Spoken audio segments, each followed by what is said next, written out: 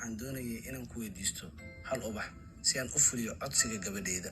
isagoo intaasi ku daray in ay guriga ku sugayaan 3 gabdhood.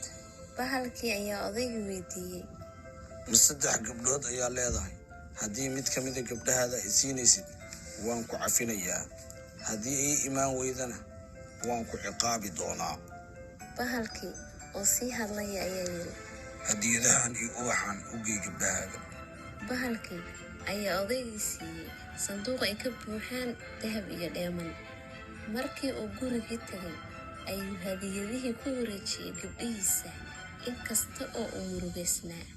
Markii uu gurigiisa tagay ayuu gabdhihii ku wareejiyey hadiyadihii, inkasta oo uu murugaysnaa. Beella ayaa tiri, aabbo, maxaad la murugaysan tahay? Kadibna aabbahood ayaa uga sheekeeyey wixii dhacay. Mid ka mid a gabdhaha walaalaheed ah ayaa tiri, aniga lama noolaan karo bahal qarsoon. Maya, marnaba ma dhacayso arrinkaasi, maxaa yeelay arrinkani ma aha ani qaladkayga. Midi kale ayaa tiri, waa qaladkaaga Beella. Haddii aadan aabbo weydiisan lahayn ubaxa, waxaan ma dhici lahayn.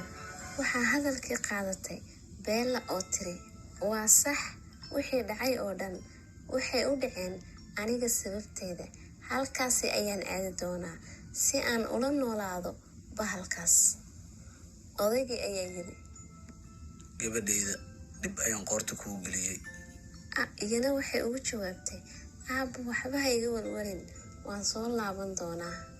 Bahalkii oo ku jira qolkiisa qarsoon ayaa la arki karayay, isagoo fadhiya isla markaana aad u murugaysan, oo ag fadhiya ubaxa mucjisada, kaasoo ku jira dhalo miiska saaran. Markuu sii qalalayaba, waxaa dhacaya qayb ka mid ah ubaxa oo u muuqda mid sii dhimanaya. Iyadoo xaaladda ay sidaasi tahay ayaa qasriga waxaa soo gashay Beella oo wadata faraskeeda.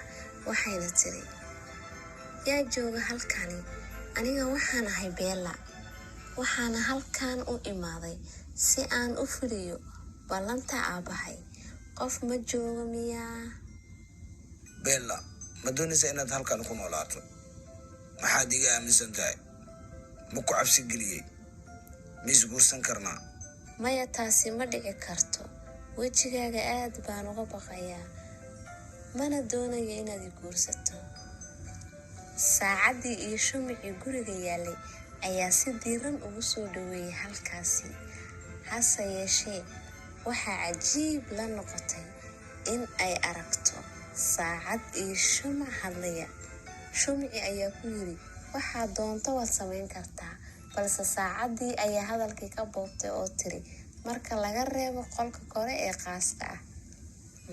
Saacaddii ayaa intaasi ku dartay inaan qofna loo ogolayn in uu galo qolkaas.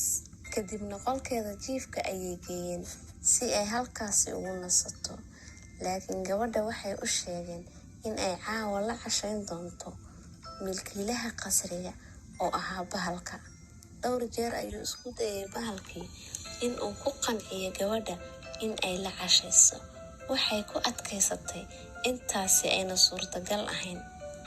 Maalin ayay waxay go'aansatay in ay wax badan ka ogaato qolka khaaska ah ee bahalka ee ku yaala biyaanada kore ee qasriga.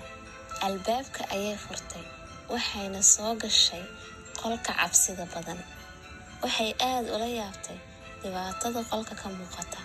Waxay aragtay sawir weyn oo uu ka muuqdo wiil dhalinyaro ah oo aad u qurux badan, laakiin sawirka waa uu jeexjeexnaa. Bartamaha qolka ayay sidoo kale ku aragtay ubaxii mucjisada ahaa oo ku jira dhalo saaran miiska.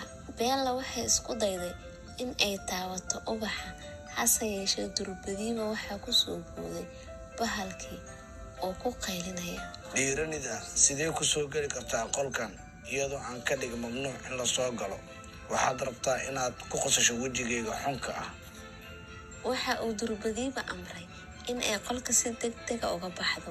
Beella ayaa qolka durbadiiba orod uga baxday. Dibna waxay u carartay bannaanka, halkaas ay ku soo weerareen xayniyey ah. Xilli ay maraysay meel duura